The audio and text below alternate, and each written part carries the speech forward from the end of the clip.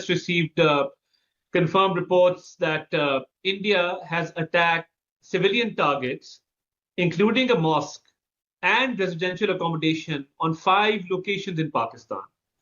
And as per the initial reports, there are casualties, including women and children. The detailed damage assessment is being done, and Pakistan has a right to respond. Wow. So we are potentially on an issue where we could be on the verge of a nuclear confrontation. And we're not talking about Russia and Ukraine or Russia and NATO. Now there's a new one on the horizon. Now, for the Western audiences, they may be surprised about this because there's some general understanding that Pakistan and India have some sort of long simmering animosity, but it's kind of been on the back burner, at least on the Western press. And honestly, with so many other things going on in the Middle East, in the Russia-Ukraine war, of course, that just absorbs all the space that we have for processing things. And then, by the way, periodically we can throw in the China-Taiwan issue and in the South China Sea, because that could also go into a nuclear confrontation, et cetera. So, boy, from the Western perspective, you don't really have any room for these other things. And of course, this has been simmering for a long time, really going all the way back to 1942, when India itself first declared independence, part of the Gandhi movement from Great Britain, from the British Empire. So that's where the seeds of this start. And before I really talk about what's actually going on the ground right now, I want to kind of give you a primer about where this came from. First of all, even this conflict here, which emerged because of a terrorist attack that happened on the Indian side of the Kashmir area, where 26 people were just brutally murdered by Islamist terrorists in that territory. So that happened in Kashmir. An Islamist group attacked Indian people, and then the Indian government retaliated. Okay, that's the general sequence of what happened right now. Here is a report from 2019, which sounds ominously similar. The escalation comes after India launched an airstrike targeting a Pakistani terrorist camp. Foreign policy experts argue that the brewing conflict between the two nuclear-armed nations is not an isolated event and could have ripple effects impacting U.S. interests. One being Afghanistan, where the U.S. still has troops on the ground, and second is India's ability to take a leading role in broader Asian affairs. Secretary of State Mike Pompeo urging caution, asking both countries to exercise restraint and avoid any escalation at any cost. And it comes right ahead of India's general election. Seema, does this shooting, these conflicts between the aircraft, date back to an attack by a radical terrorist group on Indian paramilitary officers, a suicide bombing a couple weeks ago? A suicide bombing took place just about 2 weeks ago in the disputed region of Kashmir that resulted in 40 Indian soldiers being killed. And that's what really triggered this larger dispute that we're seeing take place between these two countries that have a long-standing rivalry that dates back to 1942 when India claimed independence. Okay, so you see that there was a terrorist strike on the Indian side of Kashmir, and 40 Indian soldiers in that case were killed. And then the Indian side launched airstrikes against the Pakistani side, claiming that they were responsible for these terrorist attacks. You may have seen in the chyron on the bottom that 2 Indian jets were apparently shot down.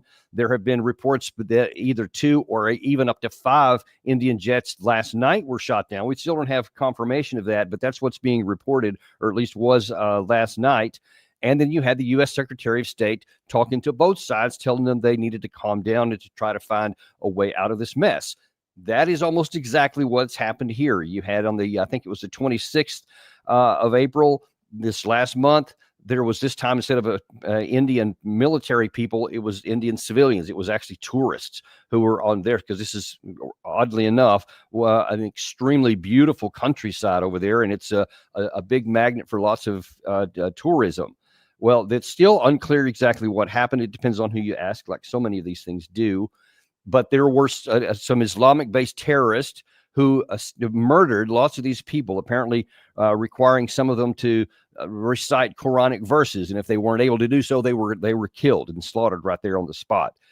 So it was just a gruesome, horrible, I mean, we're talking civilian tourists. So obviously that's going to get a tremendous amounts of emotions up. What country could lose that many people and not do something? Well, of course, the Pakistani side says, well, it wasn't us. The government wasn't us. And the Indian side said, yes, it was. And then since that time, there's been lots of diplomatic arguments going back and forth. There's been lots of almost nightly prior to this. There was gunfire between the two sides going back and forth, some artillery strikes going back and forth.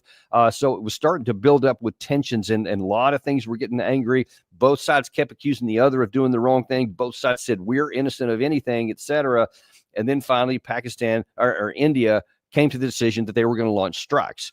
They have allegedly lost anywhere from 2 to 5 aircraft. The U.S. Secretary of State, Marco Rubio, last night said almost the identical thing that Pompeo said back in 2019.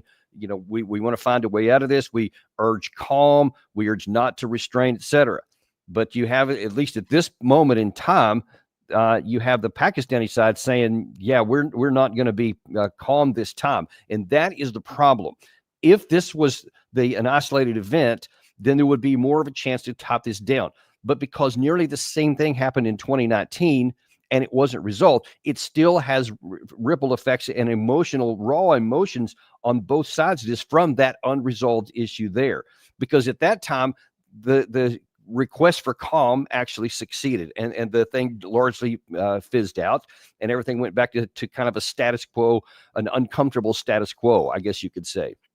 But the history didn't start in 2019 either. And in that CNBC hit there a second ago, you saw them refer to this goes really the roots go all the way back to 1942 when India proclaimed its independence. But it actually, the animosity and the close proximity of many of the actors in this area and the rather contrasting cultures that are represented here goes back even further, as this primer from Professor James Kerr Lindsay shows.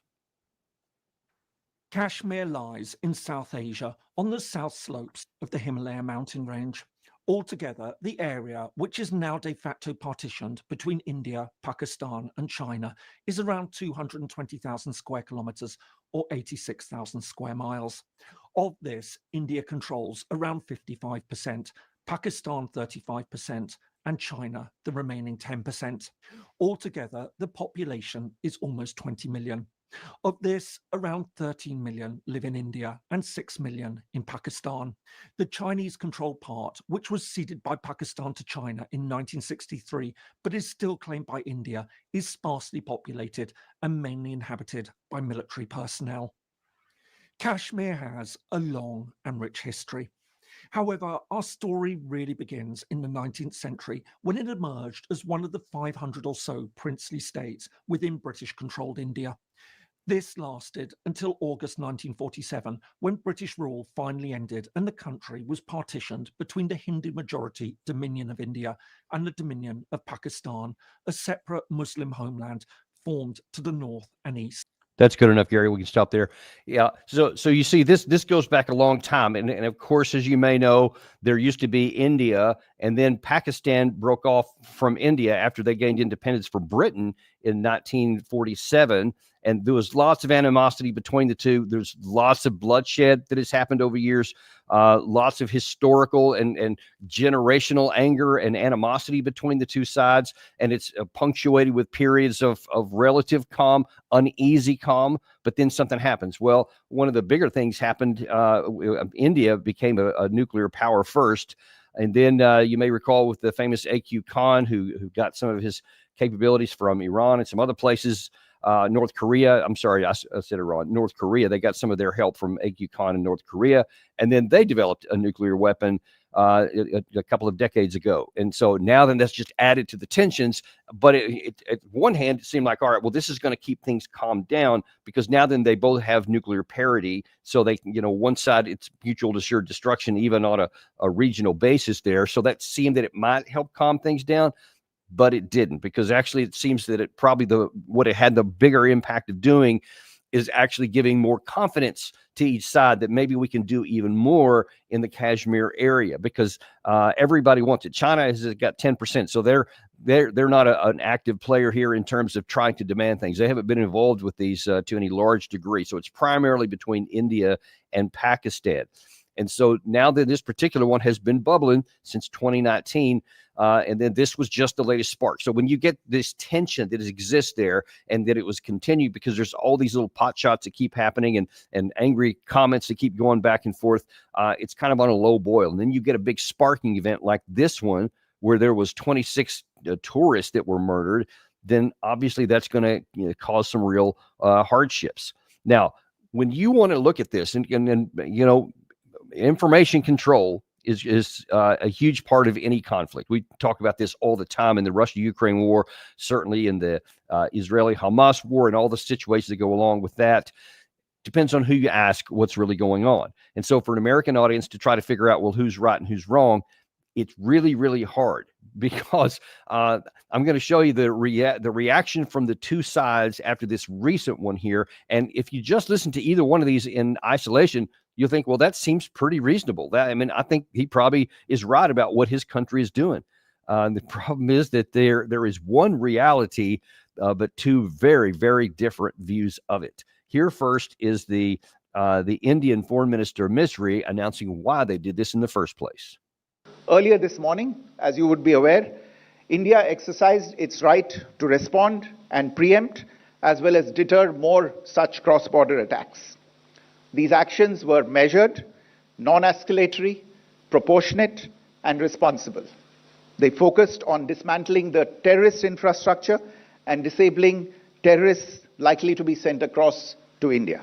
Our intelligence monitoring of Pakistan-based terrorist modules indicated that further attacks against India were impending. There was thus a compulsion both to deter and to preempt.